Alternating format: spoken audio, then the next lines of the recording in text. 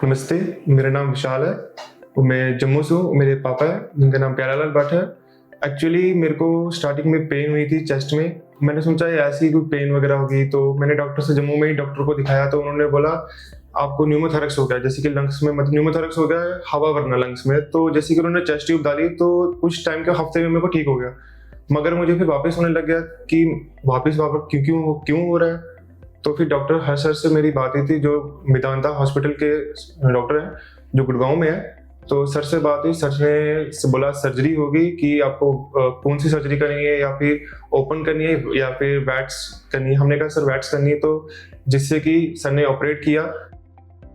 नमस्कार, आज जिस पेशेंट की हम बात कर रहे हैं उनका नाम है विशाल भट्ट। वो जम्मू से मेरे पास आए थे एक बहुत ही कॉमन प्रॉब्लम को लेके, लेकिन आज हम वो प्रॉब्लम नहीं डिस्कस करेंगे। उनको बेसिकली प्रॉब्लम क्या थी, उनको न्यूमोथोरैक्स हुआ था, मतलब छाती में हवा भरने की वजह से उनको ट्यूब डाल दी गई थी और हमारे पास भेज दिया गया।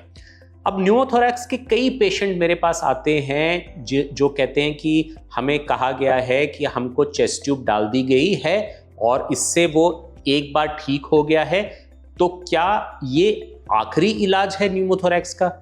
तो इन पेशेंट्स के लिए मेरा जवाब हमेशा ये रहता है कि हाँ, 50% जो पेशेंट्स होते हैं प्राइमरी स्पॉन्टेनियस न्यूमोथोरैक्स के, उनमें सिर्फ चेस्ट ट्यूब डालने से ही उनका इलाज हो जाता है। बट उनका लाइफस्टाइल बहुत ज़्यादा रिस्ट्रिक्ट कर दिया जाता है, मतलब कि उनको कहा जाता है कि आप बहुत ज़्यादा खेल कूद नहीं कर सकते, आप फ्लाइंग नहीं कर सकते, आप स्कूबा नहीं कर सकते, हाई माउंटेनियरिंग नहीं कर सकते, आप कोई भी ऐसी स्पोर्ट एक्टिविटी जिसमें बहुत ज़्यादा एक्सर्शन हो वो नहीं कर सकते। अब सोचिए एक 20-25 साल का जो लड़का होगा, अगर आप उसको बोलते हैं कि न्यूमोथोरैक्स ना हो, इसके लिए आपको इतना रिस्ट्रिक्टेड लाइफस्टाइल जीना है, तो कैसे चलेगा?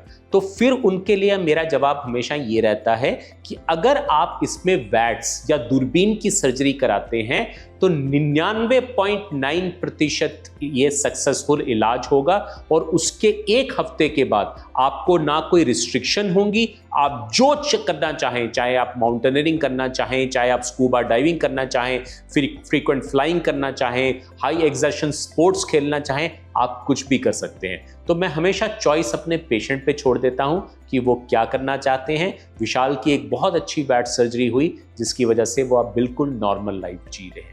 Thank you. तो सर्जरी के बाद जैसे कि मुझे फिर जब आईसीयू में शिफ्ट कर दिया, तो एक दिन मुझे आईसीयू में रखने के बाद, ऑब्जर्वेशन के बाद मुझे वार्ड में शिफ्ट करने के बाद तुरंत ही फिजियोथेरेपी वाले सर आ गए कि उन्होंने बोला विशाल खड़े हो जाओ कि आप एक्सरसाइज करो। मैं अचानक से बोला कि पेशेंट अभी रेस्ट करेगा कि एक्सरसाइज करेगा। तो जैसे कि सर ने बोला नहीं आपको एक्सरसाइज करनी है, तो उन्होंने मुझे तुरंत फिजियोथेरेपी रूम में एक्सरसाइज कराने ले गए।